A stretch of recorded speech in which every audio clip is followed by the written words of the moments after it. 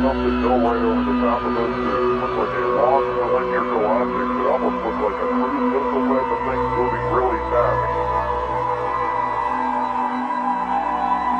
We just had something go right over the top of us that look like a long cylindrical object that almost look like a cruise missile type of thing moving really fast.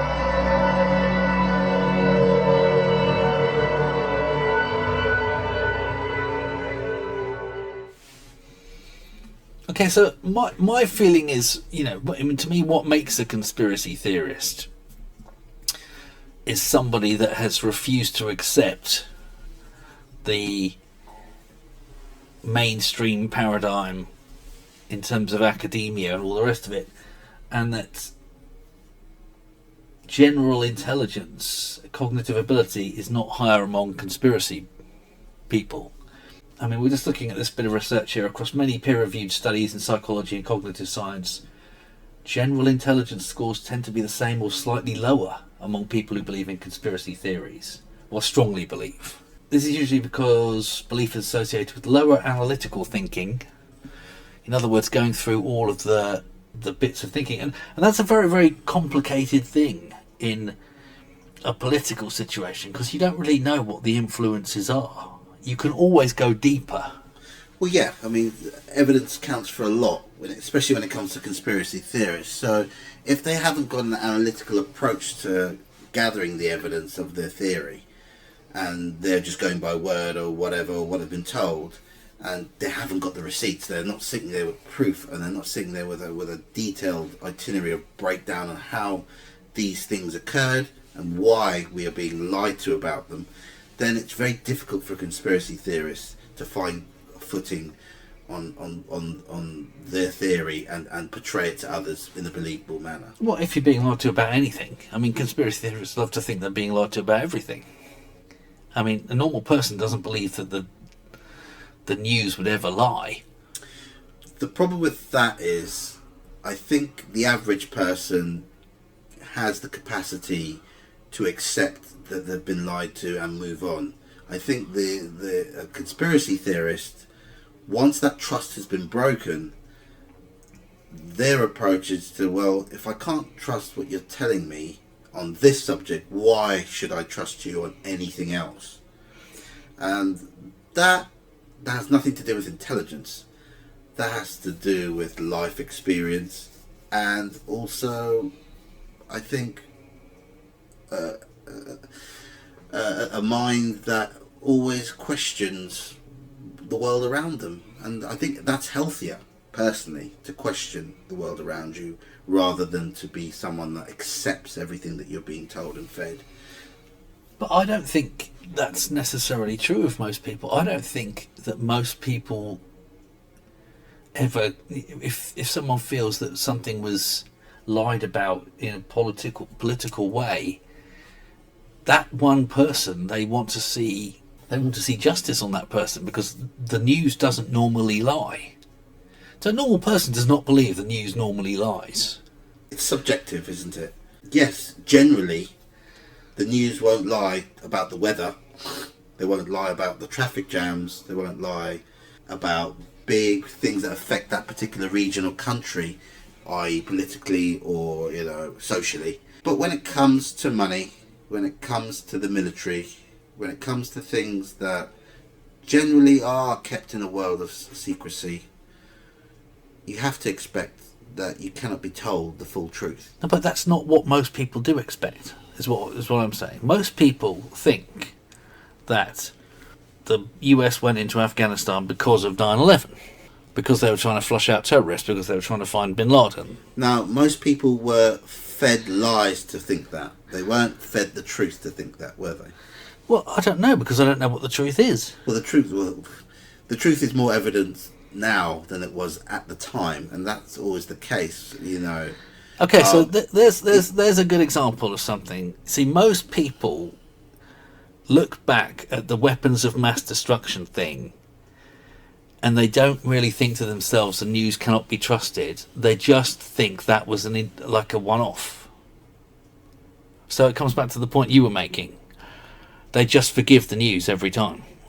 Yes, because society, in the way it's structured, we have certain elements that we rely on for certain things. We rely on the healthcare system to look after our health. We rely on the police to look after our safety. We also rely on the news and the news networks and the newspapers to feed us information about society and the world as a whole, so we are kept up to date and kept informed of the world around us. Now, when those institutions have been compromised by individuals or entities that have vested interest in one thing or another, the world still doesn't see that element of that news age. It sees it still as the news. It sees the fascia of it, which is, I tell you news. It doesn't matter what I'm told to tell you. It doesn't matter who funds me to tell you this, but I tell it to you. And people still are open to whatever they're fed from those institutions. Now, a conspiracy theorist would not accept what they're being told. Okay, so let's just take the example of the WMDs. So there was the weapons inspector who insisted there were no WMDs, who suddenly wound up dead in extremely suspicious circumstances. More like a suicidal death, which is always suspicious. Well, no, because there was definitely evidence it wasn't suicide. I know, but it was portrayed in the news as suicide. Exactly. That's what I'm saying. That's what I'm saying. Yeah, that's exactly what I'm saying. But the evidence for the how he would, in terms of blood and everything else, a normal, proper policeman would never have come away from that scene believing it was a suicide. And yet we were told it was. Now, a conspiracy theorist, once that's happened, their trust is broken with that news outlet. And it's not just broken for that particular news outlet and that particular story. It is broken as a whole carpet ban of everything that now you're being fed you have to question. If the BBC are never taken to task for reporting that, it means that no one's ever taken to task for reporting it, which means that none of these people could be trusted. Yeah. I think that's quite a reasonable assumption. If you can pretend that somebody was committed suicide when they obviously haven't on the news and get away with it, that means the whole news system is insuspicious. And that should never be compared when you said earlier that, you know, the intelligence isn't directly linked to someone that is more leaning towards a conspiratorial outlook on life. But it's nothing to do with intelligence. And it is right what you said. It has nothing to do with intelligence. It has more to do with life experience. It's the distribution of intelligence. If you're a very analytical person, I mean, if you are, I mean, like when you go to university and you do something like, I don't know, say you do chemistry, you have to, or A-levels, you have to cram, in inverted commas. In other words, you have to learn so much, you don't have time to think about whether it's the right thing for you to learn or not. If you want that degree, you've got to learn that material. Yeah, you're forced into a structure to prove yourself. A way of thinking. A way of thinking, yeah. So, I mean, like some people are prepared to do that and other people reject it. Yes. And I think that's a lot to do with the sort of breakdown between people who are more susceptible to conspiracy theory. You know, because once you start questioning, you know, obviously all these things can be proven time and time and time again in a scientific way. But once you start questioning the motives of the people teaching you, you're never going to get a PhD in something. You know, even if you're studying philosophy, you're never going to get a PhD. You've got to be blinkered to everything else to concentrate enough on a subject, particularly something like science. Yes, but that's a carrot that's dangled to entice you to follow the rules and the structure that's been imposed on you. Now, that carrot is not as attractive to a conspiracy theorist because they see a bigger picture. They see a wider world. Well, okay, maybe that's true. Maybe that's true. They've got a wider band of less intensive intelligence, perhaps. Maybe that's true. Yeah. But somebody who's really good at physics from like day one, you know, really, really good, just, you know, walks calculus and, you know, trigonometrical calculus and all that kind of thing. They're always going to be somebody who studies because they find that very, very easy. They find it rewarding, and they like to have a sense of achievement because they value the sense of achievement in society. That is a highly intelligent person that's never going to be interested in conspiracy until something betrays them in another way. But I also find that traits of very intelligent people mean that they are less likely to integrate easily in general society. Okay, but this point here that says education levels do not correlate with higher conspiracy belief. I don't believe that. I think if you've got a PhD in physics, you are very, very, very unlikely indeed to have any time for conspiracy theory, because that's always the way I was when I was younger. I would never even entertain watching something like the X-Files. To me, it's just nonsense.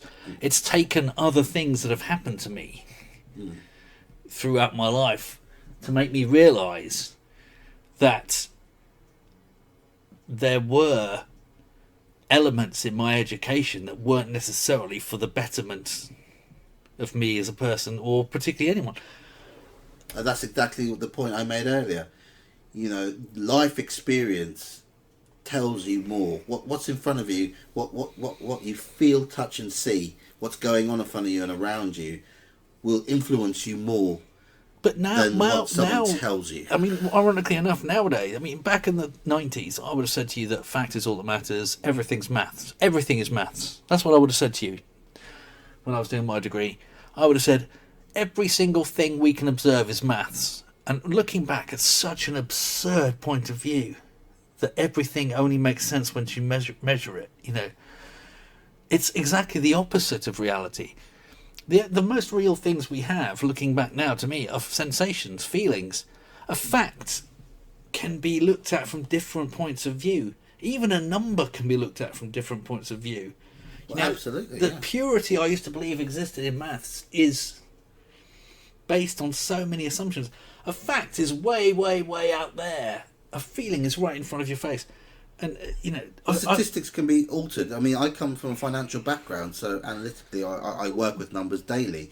A statistic can be... But a statistic is a very... Well, it can be massaged to give out a certain... To give out a certain bit of information that will be misleading, because it's not actually... But a statistic's what a very, very...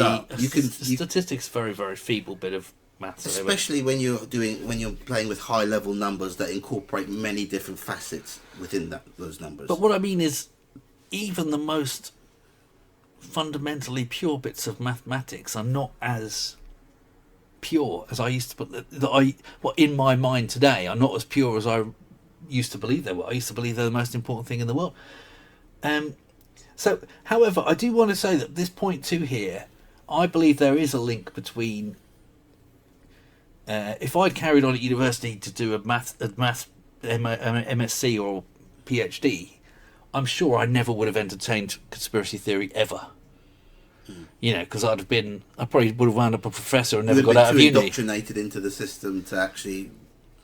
I think people are too proud. I think it's to do with pride and to do with when someone is highly educated, they have a doctorate or whatever. One, they don't ever want to risk losing that or being looked down on with their peers. But also I think that they have been so ingrained in that way of thinking and in that line of structure that to think outside of that box seems like a terrifying prospect to them. I think internally. The unknown really does frighten people. I think it is a pride more than anything. I think it is a belief that nobody understands the world like you do. That's certainly how I used to feel. That the idea, to me, the people who wrote the X-Files, like the people who wrote Star Trek, they just pick a few technical terms they don't understand. Like antimatter or lithium or any of these, and then they just use it in a way that makes absolutely no physical sense. Like it disassembles biological material at the subatomic level. Well, at the subatomic level, nothing's biological or non-biological, is it? It's subatomic. It's just complete nonsense. So, but there is a correlation. In general, I would say that education is always going to be lower amongst conspiracy people. That I would say, if you took an average of everyone.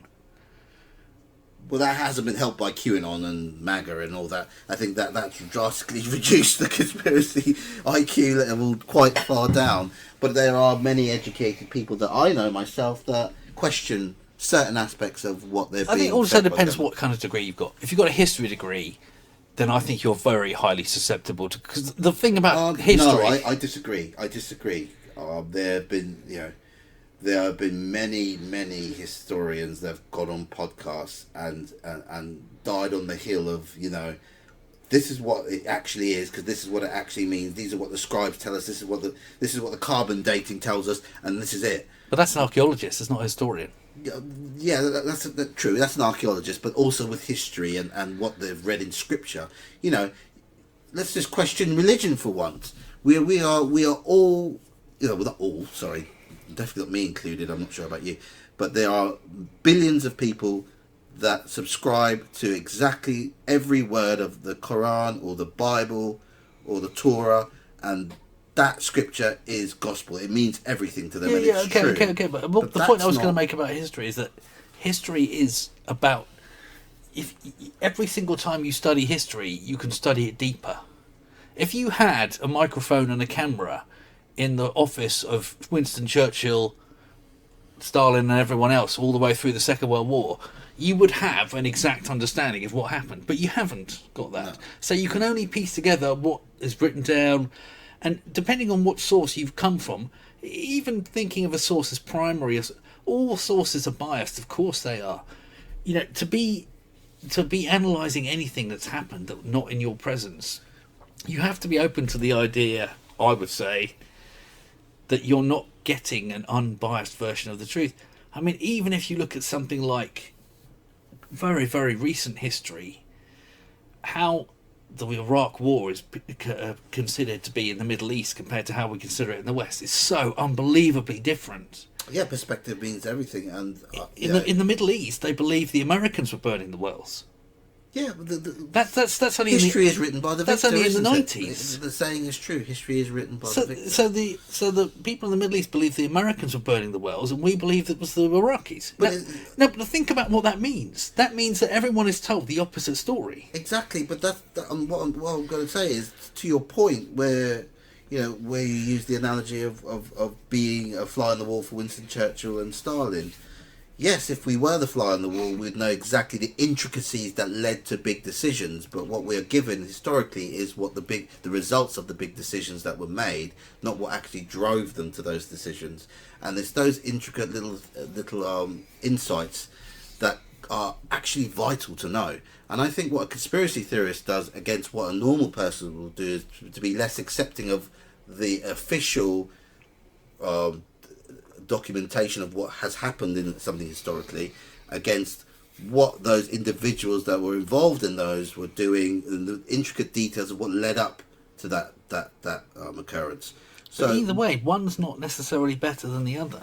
One's not necessarily better than the other, but conspiracy theorists would rather know the full intricate details and be sure that what has been portrayed is true. Are you sure about that? I think a conspiracy theorist, like most people, just wants to hear evidence that builds the belief they carry into the situation at the beginning. I agree with you. There are definitely individuals, but that's more of a human trait than just a conspiracy theorist trait. I think humans like to be right all the time. That's just personality. Increasingly, yeah, definitely. I think people don't want to discuss. Well, something John Cleese was saying on something I saw him do the other day, where he walked out on a BBC interview. This was a while back. I think it was like 2019. Where he was just sort of saying that people don't like to discuss so much anymore. They just wait to talk, and I definitely feel that in myself. I don't seem to discuss stuff as much anymore. I think a huge part of it is having so much media.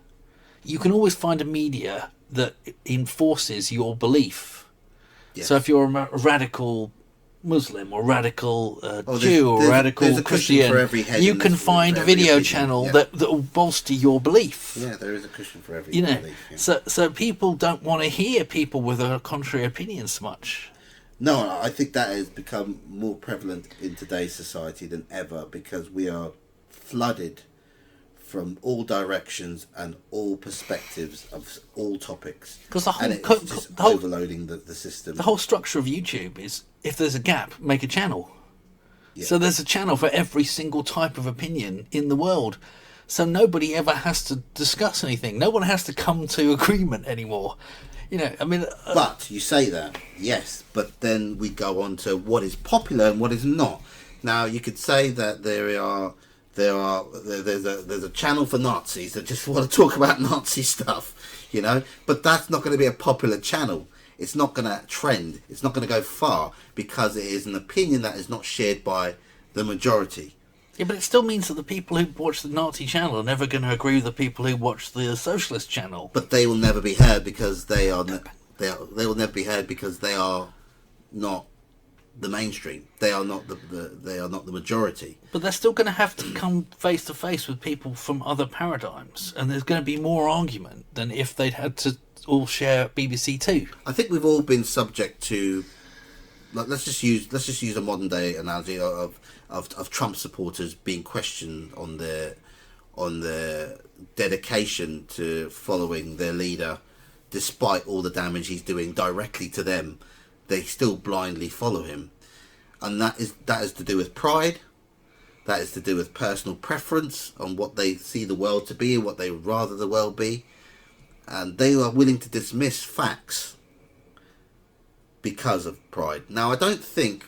I mean, I don't know anything about that example particularly. Well, if you see many Trump supporters, you see many MAGA supporters, and they say, "What, like a MAGA farmer who's losing all his money on soybeans." So when you say MAGA, you're talking about Make America Great. Make America Great Again. But that's just what does that even mean?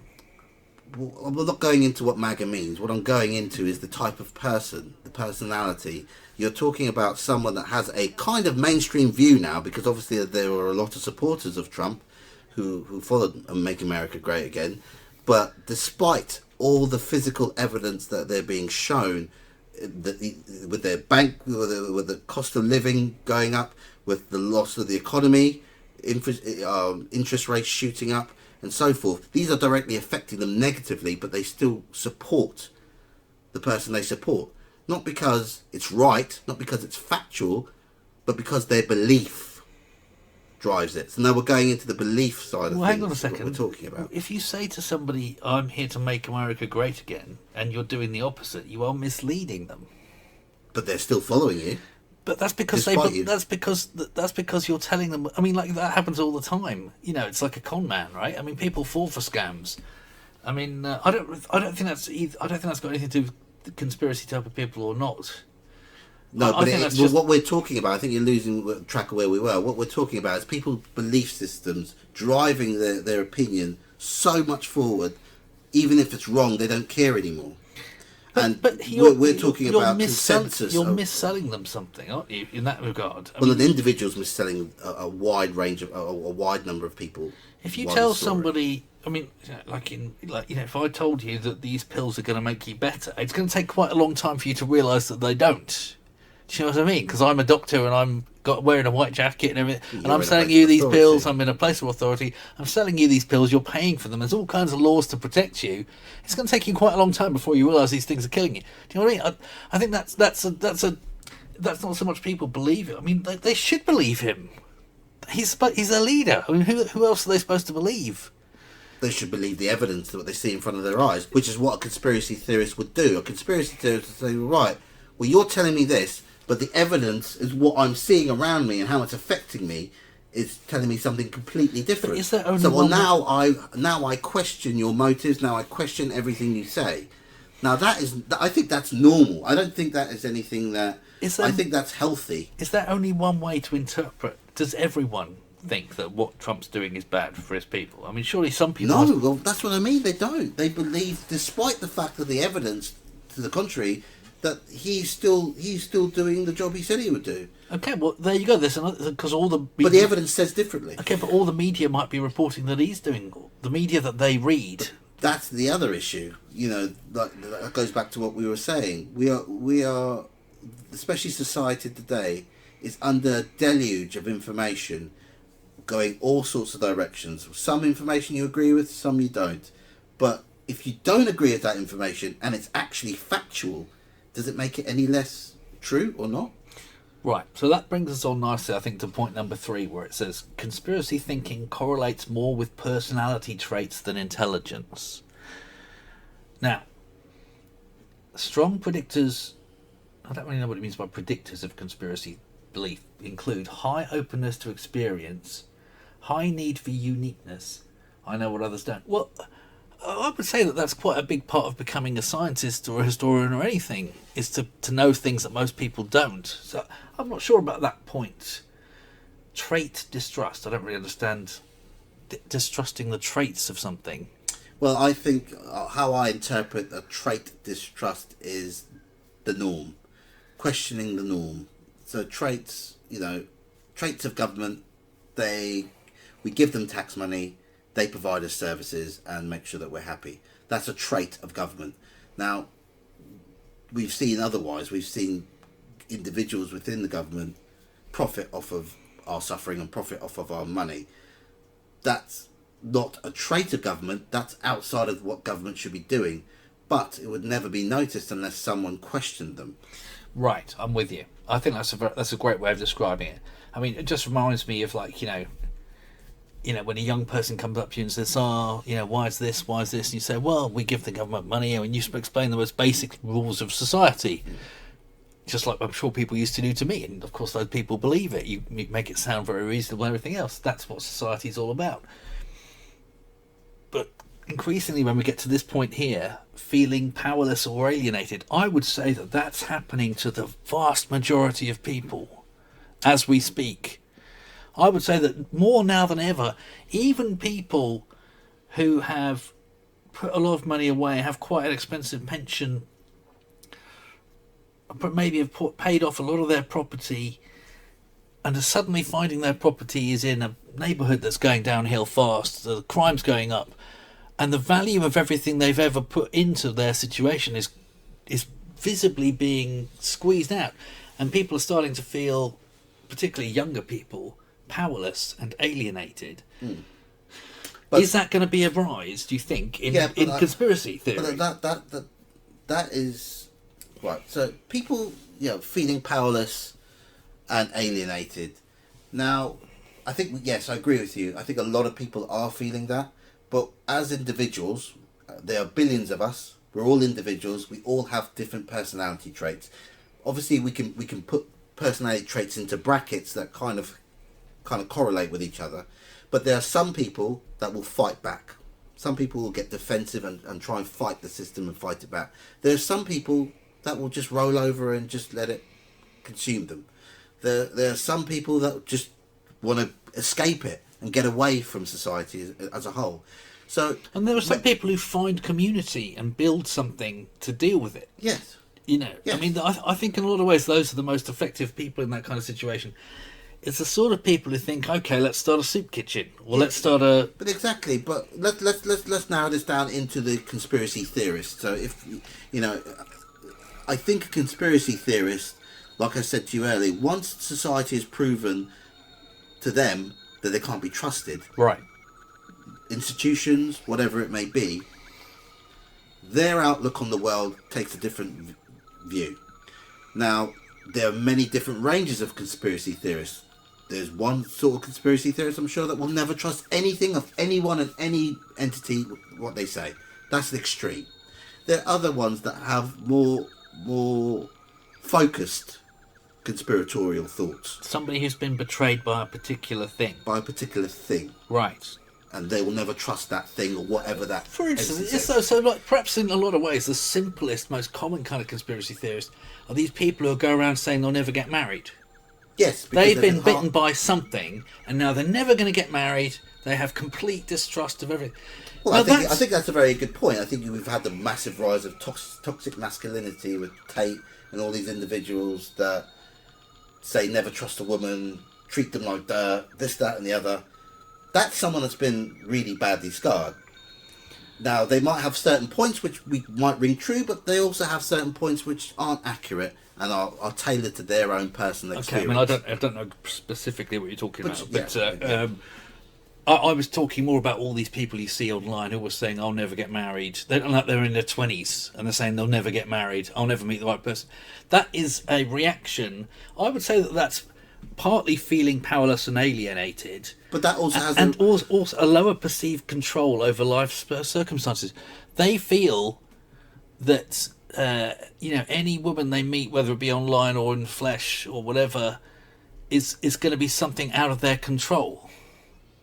Yes, I think loss of control is a major factor in a conspiracy theorist's dossier and how they operate. But is somebody like that a conspiracy theorist, do you think? No, because a conspiracy theorist is more of an individual challenging a large entity or a large belief system or general consensus. But they're not thinking plenty more fish in the sea, are they? They're demonstrating a sort of conspiratorial distrust of everything based on one experience. On a smaller scale, they are, yes. Their outlook on that particular thing in regards to relationships, on that particular social aspect of life, relationships, for instance, if they got hurt or cheated on or something happened to them that really, really personally affected them to the point where they don't ever want to feel that way again, they will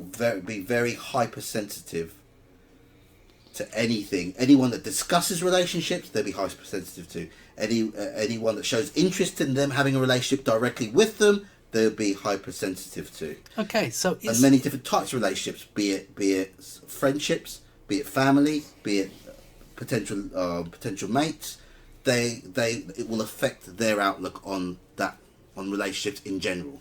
So do you think that this sort of universal mistrust is almost like a disease we're developing from the media, from the sort of alienation, the powerlessness we feel? Do you think that this conspiratorial way of thinking, this complete distrust of everything is on the rise and is going to be a bigger and bigger problem for each generation? Do you think it's essentially a disease? I don't think it's a disease. I think it's on the rise, and I think it is a symptom of society and the internet and people putting these ideals up that you should all have Lamborghinis and live in a 5-bedroom house with a swimming pool and drive private planes. That's not realistic, and I think people lose sight of what reality actually is and expect reality to give them these things, and that they don't kind of match up to what society expects of them. That's a deeper conversation. I don't think when it comes to a conspiracy theorist, it has to be something that they feel very passionate about. Okay. So I mean, I think I get what you're saying there. I think I get what you're saying is that when you say symptom, it's basically a lot of things together in the media and people's belief. I mean, when I went to college, just a little bit off topic. When I went to college, the biggest classes in my college were marketing. They had the most students. They had thousands of students. Now, marketing is a very, very deceptive thing. You are playing on human traits, and you're playing on trying to sell the mass populace whatever you're selling by whichever means possible. And that has got to the point now where we are being sold ideas, how to think, what society should be, what we think is bad, what we think is good. And we're not actually experiencing any of this ourselves. We're being shown it. We're being taught it on a screen. And I think that plays against how you perceive the world around you and what is actually true and what is not. The lines are very muddied now. We can't distinguish what reality is anymore to a certain degree. So naturally, that puts everyone in a position where they can't trust. Right, and so we come back to feeling powerless or alienated, trait distrust, and lower perceived control over life circumstances. So to me, that sounds like you're sort of agreeing with me that the whole idea of making sure that I come up top on a search result, or I come up top on #1 video with, naked women and Lamborghinis and guns, all these things that people do to be the most successful get you further away from reality. To a certain degree, but I don't know how I wouldn't directly apply that to conspiracy theories. I would apply that more to a societal sort of thing. Well, that's what I'm saying. Is this on the rise? I mean, to me, it does feel a bit like a disease. Yes, I agree with you. It's on the rise. It feels like a, it's like a drug. People turn to it when they can't face reality anymore. So I think it can be considered to be like alcoholism or drug take, which is nowadays they consider those a disease, don't they? Yeah, but I think the wider point, what we're trying to get to in regards to how society has changed with modern the internet and so forth, is that this will give rise and give birth to more conspiracy theorists because we're being lied to more and more. And with the internet, we're also being shown that we're being lied to more and more, because there's more and more conspiracy theorists on the internet pointing things out to us and saying, well, this isn't right, that isn't right, this isn't right. And that, on the mass populace, has to have an effect. Okay. It builds distrust generally. Okay, but it no longer becomes just a conspiracy theory. It becomes then it evolves into something more, into movements. But if you look at a lot of these conspiracy people online, they all have different takes on something that can't all be right, because they can contradict each other. You know, you can't have the US, the Israel funded the Nazis or something, or the US paid for this. They can't all be right, because everyone says everyone pays for everything. They can't all be correct, because these things contradict each other. Yes, and I think the people that are responsible for these atrocities or the deceptions and so forth want it like that. They want people to have many different snippets of the actual truth, and then they will flood it with lots of untruths. So everyone has a little piece of it, a little nugget of some truth within what they're saying, but they haven't got the whole truth. And that's what makes it even more difficult. Another problem with conspiracy is it's become a business. Well, yeah, of course it has. It's a business. If you can get 600,000 people to believe that the Muslims are in control of the UN or something... How do you think the Nazi Party rose to power? Well, the Nazi Party... sold an idea to the populace, and that idea just got more and more... Well, I don't know. I think based on someone's you're opinion. talking about something which is highly contested, because it's not something... Okay, let's not use that as an example then. We can use another example. Brexit. Well, people were sold the idea that we would have great trading relations with the rest of the world once we left Europe, who are physically our closest trading partner, and who were monetarily our largest trading partner, and we just dumped them and expected the whole world to embrace us and give us great trade deals, and the opposite has happened. I personally think that the whole thing was fixed, but I mean, yeah. It's up to you. Because to me, yes, the number of people I met that voted out is almost nothing. You know, I mean... I know a few people that voted out, and obviously their rationale was ridiculous when we had discussions and debates about it. I know a few. They were mouthing off misinformation. They were sold, like the 300 million a month we're going to save on the NHS, all these things that were plastered up on buses by political parties that we trust, and we put our trust in to tell us the truth. These people were peddling lies to the populace, right? And people believed it. But they're entitled. They're entitled to believe it, because it's what their leaders are telling them. I mean, shouldn't they believe that? I mean, if the world was true and honest like it should be, then yes. But the world isn't true. It isn't honest. Right. So we're coming to an important point. Yes. We're finally getting to an important point where I'm starting to come around to your way of thinking, in that there is some sort of value in mistrust. Because let's face it, if everyone had sat down with the pros and cons for Brexit, there's no way we would have voted out. The truth as well. Not just the pros and cons, but the actual facts, rather than muddied facts that were cherry-picked, figures that were cherry-picked, trading figures that were cherry-picked. Well, I also think, to me, 51% just seems a bit too bloody convenient. Do you know what I mean? It just seems a bit weird. I just can't believe you would take any decision that big based on 50, when nearly exactly the same number of people voted in versus... I don't believe there were that many people voting against Eastern European plumbers. I mean, how big a part of society could that really be? Yeah, well, personally, knowing a few people that voted for Brexit, they voted for exactly that they were being undercut by tradesmen from Europe, Eastern European, whatever nationality they're from. They were being undercut drastically, and the quality of work was better than the localised tradesmen from England. So that just to me sounds like they deserve to go out of business. It does, but it boils down to what we've been talking about for the last half an hour. So personality traits, people are greedy naturally. People want to protect themselves naturally, and they want to feel safe. And but there aren't that many tradesmen. The country isn't 2/3 tradesmen. No, but a lot of the voters. I suppose a lot of wives and people would have voted. Yeah. I still find it very strange. Well, yeah, that basically it only worked out for the extremely rich. It didn't work out for the plumbers. No, it didn't work out for anyone. No. So anyway, let's just get on to the very last part, which I find the most interesting part. Pattern recognition versus, it says versus intelligence, but to me, it's not versus intelligence at all. It's versus randomness, right? Yeah. Look at what it says here, right? Seeing connections in random events. What's a random event? You can't have a random event. Yeah, that's not a very good word. There's no such thing as random. No. There's no way that... Society is too complicated and structured for things to be random and randomly occur. Well, no, I would say that that's the opposite. And human traits are quite predictable. If it's that complicated, then it could be random. It'd be like sort of Brownian motion, which they use the word random for, even though it's not. But to me, I don't think society is that complicated.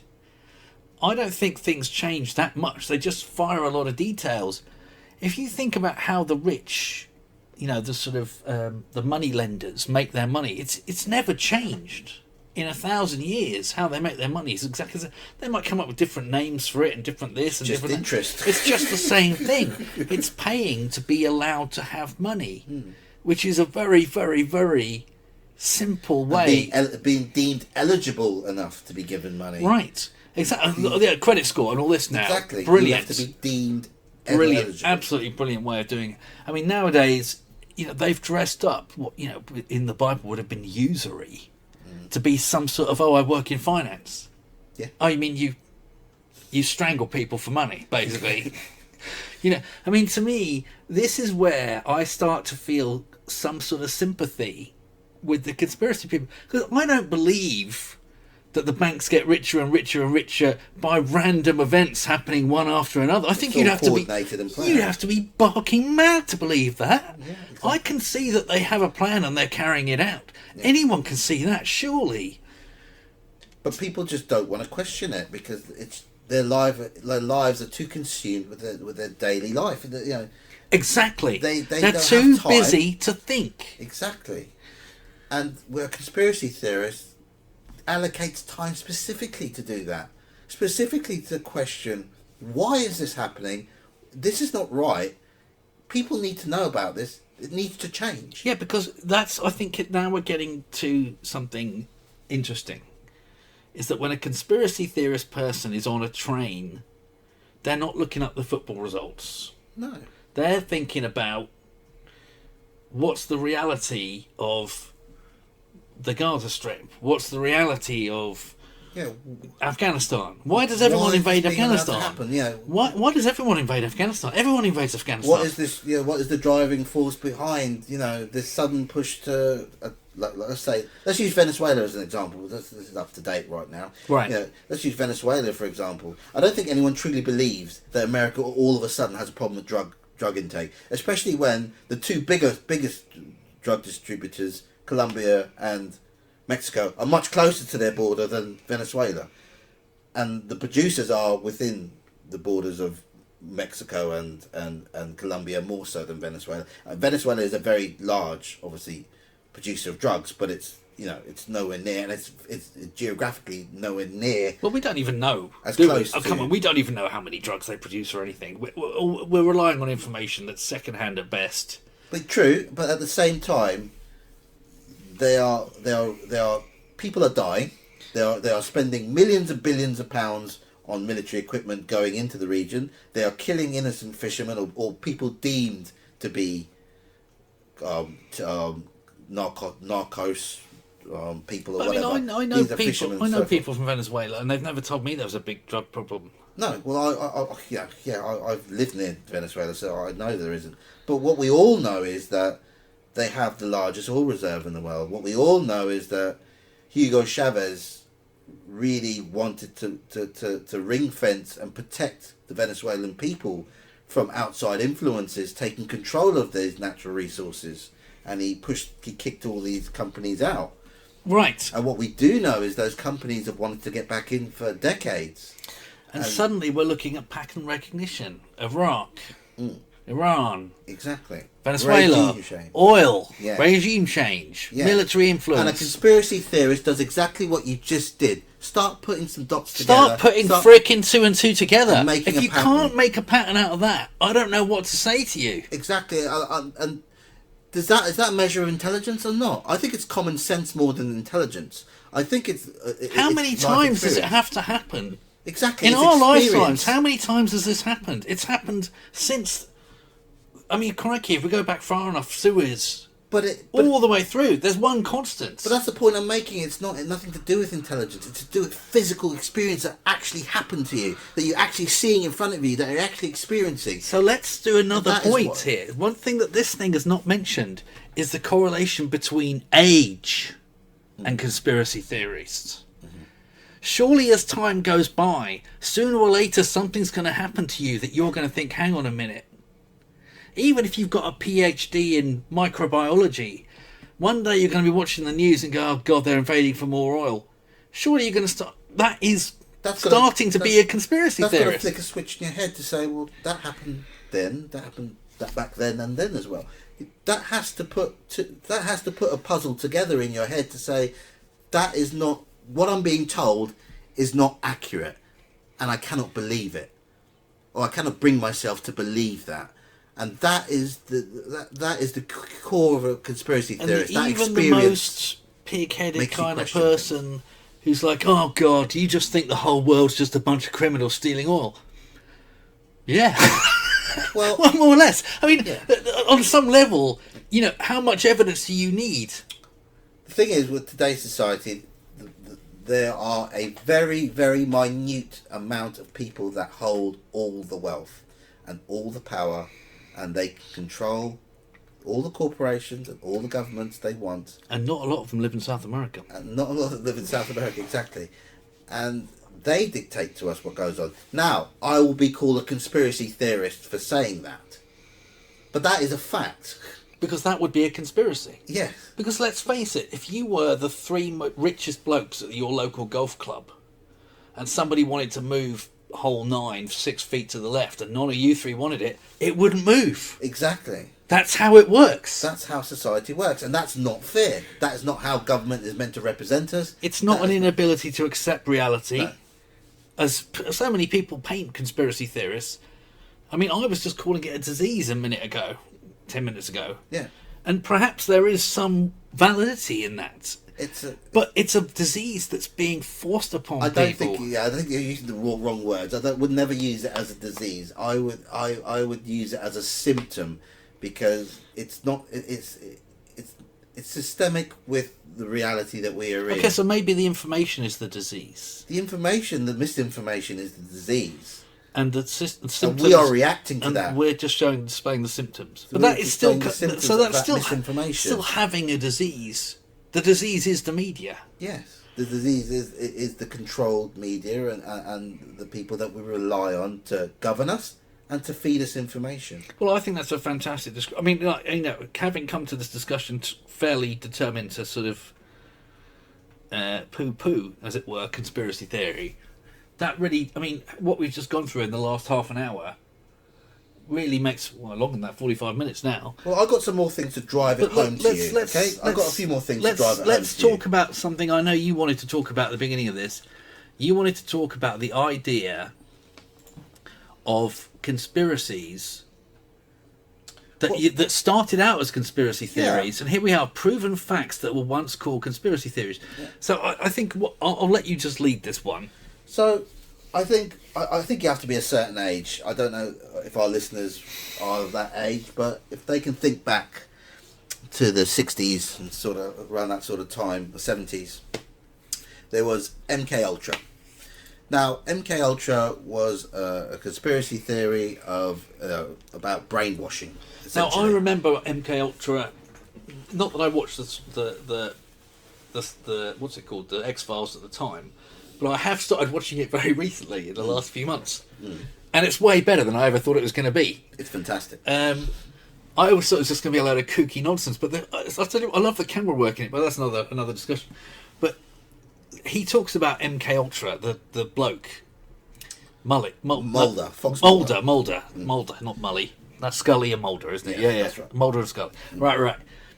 He talks about MK Ultra. Now, when I was first hearing about fringe conspiracy stuff in probably about 2010, there were people on video online who claimed to have been like sort of weird sex puppets or something, and I just thought it was complete madness, that were subject to MK Ultra, where they were kept on drugs their whole lives up until they were like sort of 30, and were just kept as sort of, you know, people to be experimented on, and I just thought it was madness. And these individuals were eventually discarded by the CIA and the intelligence community once they'd done their damage to them, and they were left to fend for themselves. And obviously, when you've been affected like that, I'm sure that you would want to talk about your experiences, and you'd want the world to know the experiences you've had.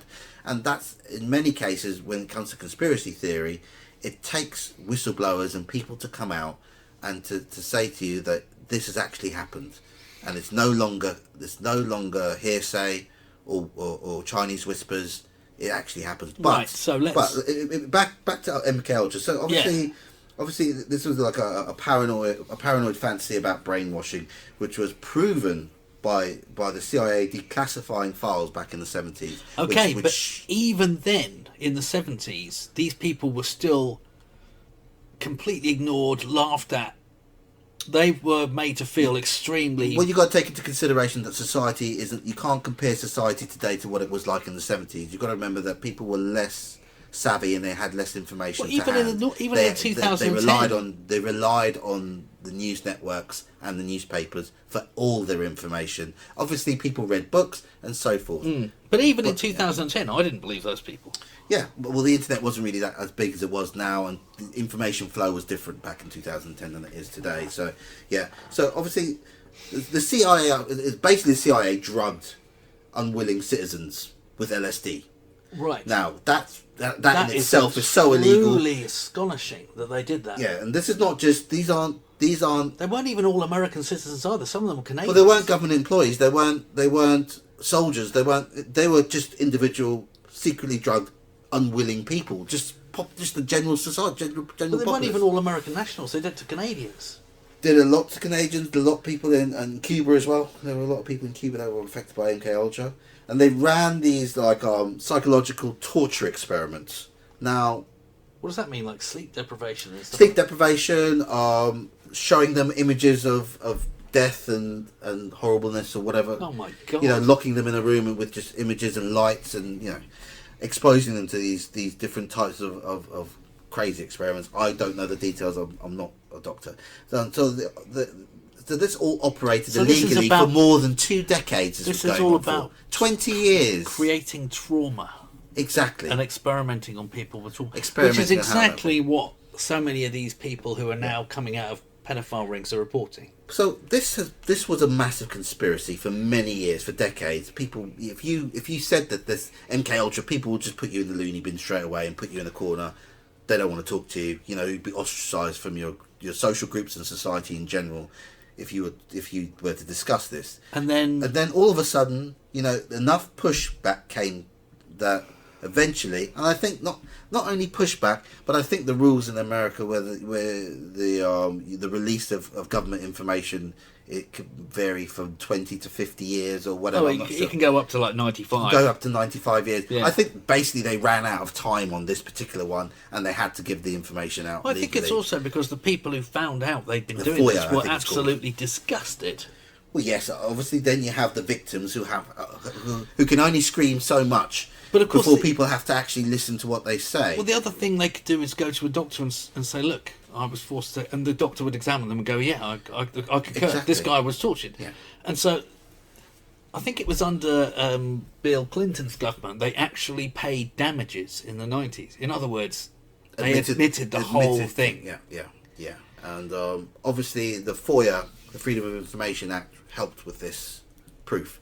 So, for people that were called absolutely dog battle, I can't really swear, but yeah, bat shit crazy at the time, were proven right officially by the government. Was there any change in people's mentality to conspiracy theory? No.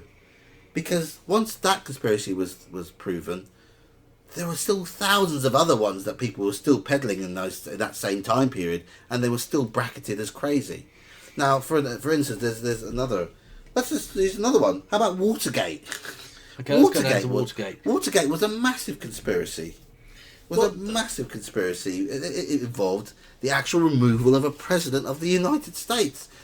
You know, the official writing for the Watergate conspiracy thing is once dismissed as a political exaggeration. That's a little bit weak, but anyway.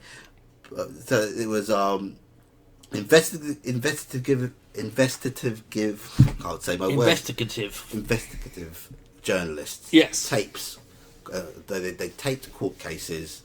And Nixon's team broke into the political offices where these tapes were, and they used illegal surveillance on these people. They tried to cover it up, and it all came out to light. And Nixon lost his presidency because of it.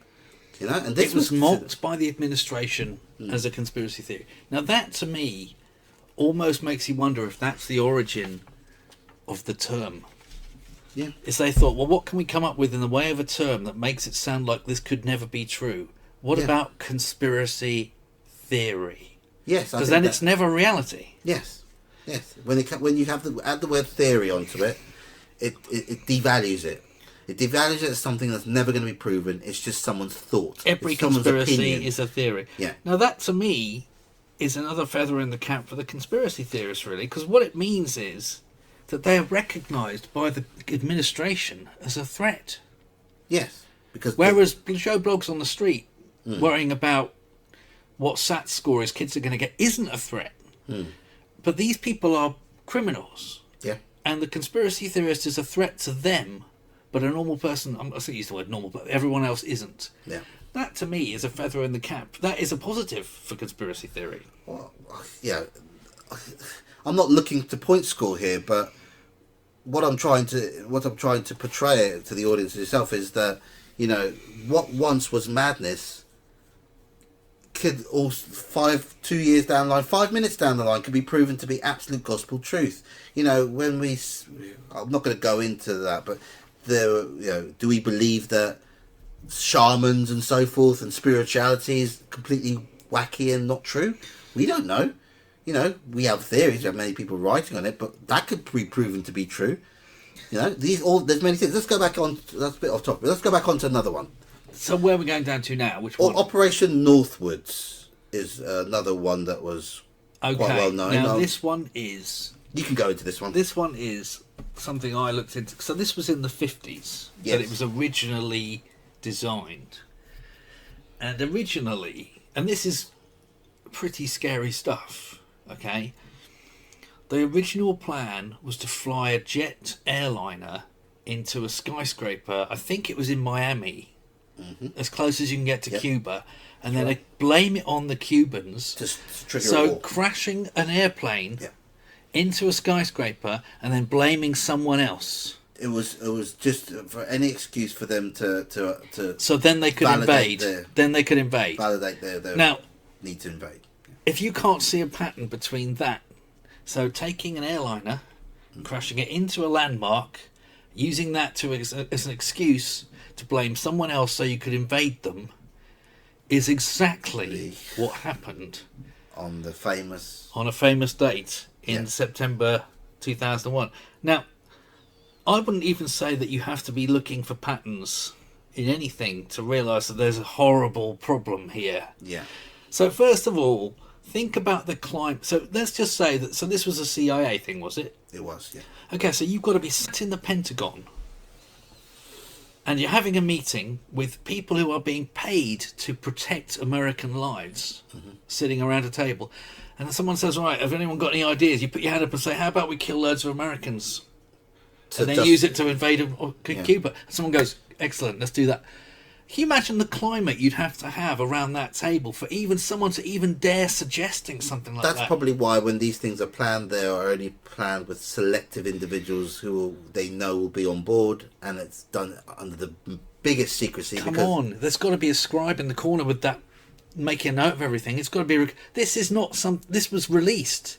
This isn't a bunch of lunatic Freemasons sitting in a kiddie fiddling club somewhere in a bloody Bahamas. Yeah. This is in the CIA. No, true. It had to have been documented to some degree, and obviously the template was used again later on down the line. Well, I mean, that's what you've got to assume. I mean, you've got to assume. As a conspiracy theory, that's what I think. I think it would be. I don't assume it. I think that. I think it would be absurd to think there's no correlation.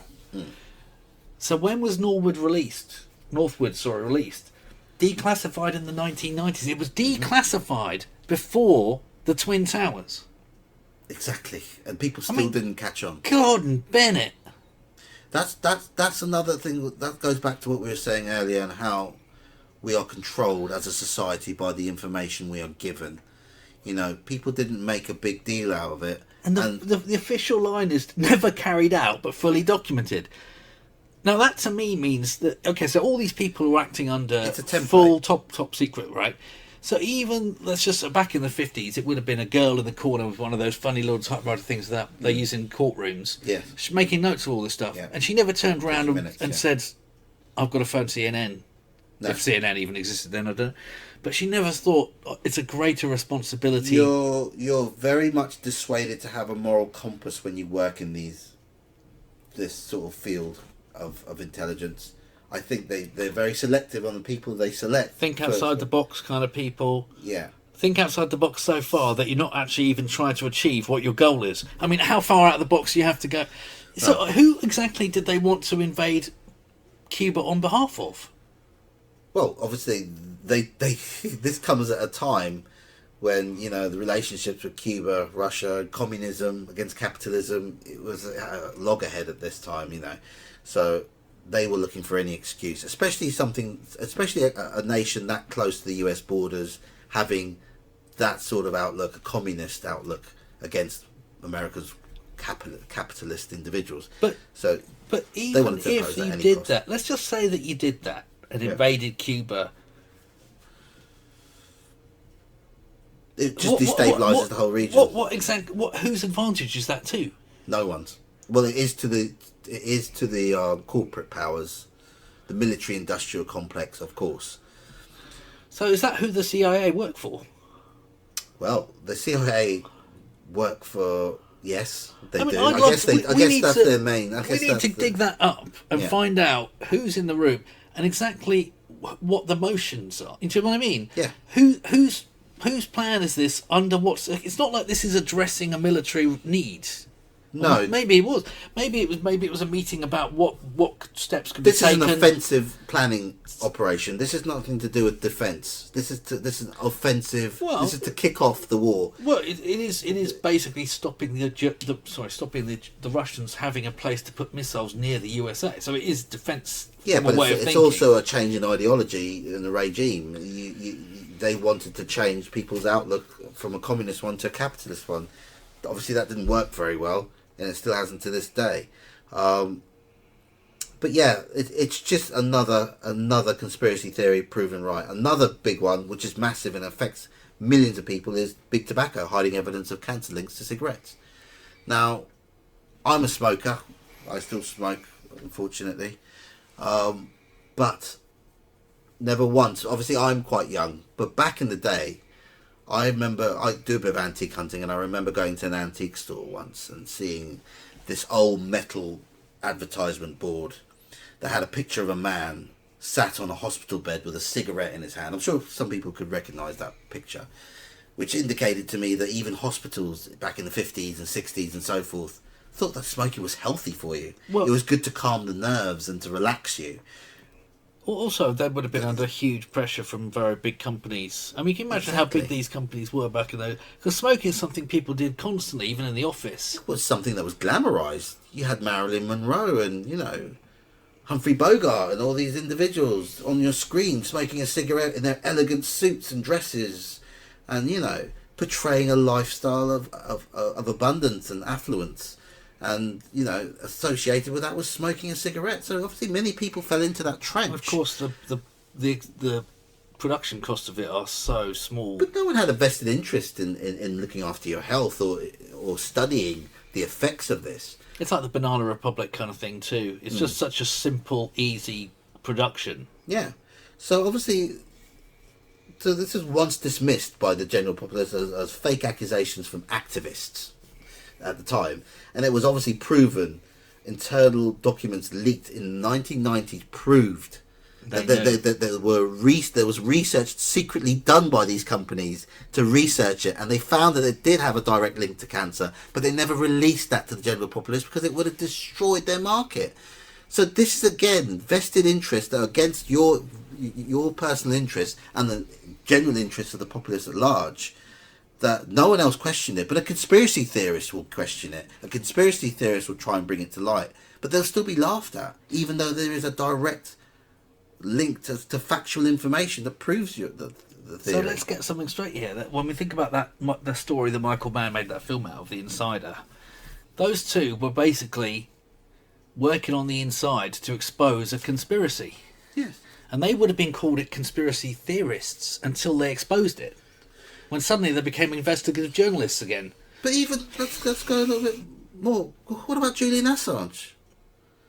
Julian Assange has released so many documents that proved so many conspiracy theorists right.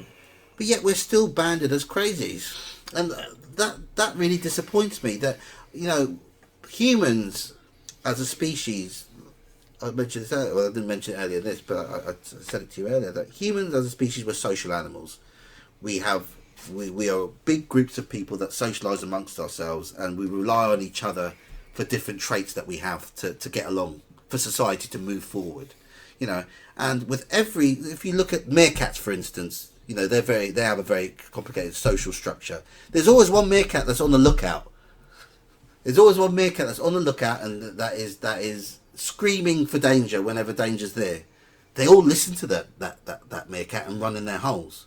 But humans are different. We don't listen to the people shouting danger, because not only are we programmed not to alienise those people. We alienate them, but we're programmed as a society to alienate people like that. We're programmed to do it. Programmed. Yeah, probably that's true. It's not natural for us to do it, because when we were back in the caveman days, the conspiracy theorist, the person that pointed out danger, was always listened to. Because the world was dangerous and you could lose your life straight away. I hear what you're saying, but then there's also the cry wolf kind of way of thinking, isn't there? That some people were so paranoid that they were inside their caves too often. So it's a balance. Yeah. But let's just talk about the last one. I think probably the most important one in terms of history, in modern day. Well, also in terms of it's the ultimate. The NSA, even South Park made fun of this. Mm. You remember they did where Cartman goes to get the job at the NSA? Yeah. And they're all like sort of saying, sorry, I just got a message saying, bloody blah's going to get pizza on the way home. Does his wife want to keep an eye on it? That kind of thing. Because of course, one thing they didn't take into account, because of course South Park can't expect to know everything, is that even in 2013, there's got to be a case to suggest the NSA had big data capability. Yes. AI big data capability way before Google or ChatGPT or any of these people. A lot of these companies originate from ex-CIA involvement anyway, like Oracle. Well, the software and the programming was originally used for CIA uses, right? And obviously then adapted for public use. So that's, to me, what's really fascinating about that is, first of all, I would say that the NSA mass surveillance prison program proves that the CIA has technology way before everyone else. Mm-hmm. That so many people are in denial about, that they have stuff beyond. I'm not going to say but they have possibly stuff like free energy, anti-gravity. Who knows? Yeah. But they have stuff. And this proves it, because they released it in 2013. So, it was probably running in the 90s. Exactly, for many, many years. And just think that we put our trust in these corporations that we sold our information to, and that we allowed to have access to our voice and our text and whatever we produced. And we trusted them with that information. And the fact that they could so easily just sell it out without informing us. And they had big data to deal with all of that in the 90s, probably. Yeah. Certainly in the noughties. Before anyone even thought about what they said on the telephone. Yeah. It's so disappointing. And that is why you need conspiracy theorists.